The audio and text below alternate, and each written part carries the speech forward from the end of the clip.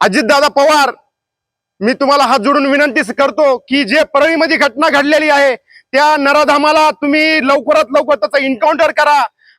2 दिवसापूर्वी जो परळीमध्ये प्रकार घडलेला आहे तो अतिशय माणुसकीला काळीमा फासणारा प्रकार घडलेला आहे। एक कुटुंब पंढरपूरवरून कामासाठी परळी येथे आलं होतं। एवढी त्या कुटुंबाची परिस्थिती वाईट आहे की अक्षरशः त्या कुटुंबाला घालायला कपडे देखील नाहीत।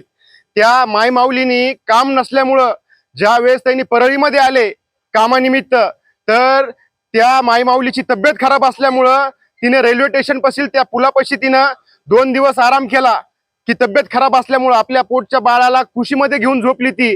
आणि जे वडील म्हणणारे आहेत त्यांनी लागल ती काम शोधण्यासाठी 2-3 दिवस कामाची शोधाशोध गेली, पण परळीमधील एका नराधमांनी त्या निरागस लेकराला 5 वर्षाच्या लेकराला त्याच्या आईच्या कुशीतून झोपेतून उचलून नेलं आणि तिच्यावर बलात्कार केला। ती अतिशय एवढी निंदनीय घटना घडलेली आहे।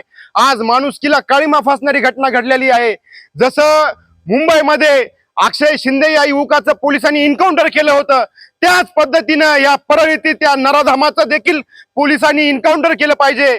आजपर्यंत आपण बघितलं आहे ज्या अशा घटना घडलेल्या आहेत, ज्या बलात्कारच्या घटना घडलेल्या आहेत, जिथं जिथं एन्काउंटर झालं त्या गोष्टीवर सगळ्या लोकांनी त्यांना पोलिसांना समर्थन केलं। पण आज मी सर्व महाराष्ट्र बीड सगळ्याच्या वतीनं मी एवढीच विनंती करतो परळी पोलिसाला, देवेंद्र फडणवीस साहेबांना, उपमुख्यमंत्री अजितदादा पवारांना, आपलं उपमुख्यमंत्री एकनाथ शिंदे साहेबांना, अजितदादा पवार, मी तुम्हाला हात जोडून विनंती करतो की जे परळीमध्ये घटना घडलेली आहे त्या नराधामाला तुम्ही लवकरात लवकर त्याचा एन्काउंटर करा, अन्यथा त्याला फास्ट ट्रॅक कोर्टामध्ये फाशीची शिक्षा द्या। या मोठ्या क्रूर घटनेला फक्त एकच घटना दिली पाहिजे, ती म्हणजे फाशीची शिक्षा। अन्यथा आमच्यासारख्या सर्वसामान्य माणसांच्या हवाली करा त्या नराधामाला। आम्ही निश्चितच आहे, आम्ही आंबेडकरी चळवळीचे युवक त्याला ठेचून मारू।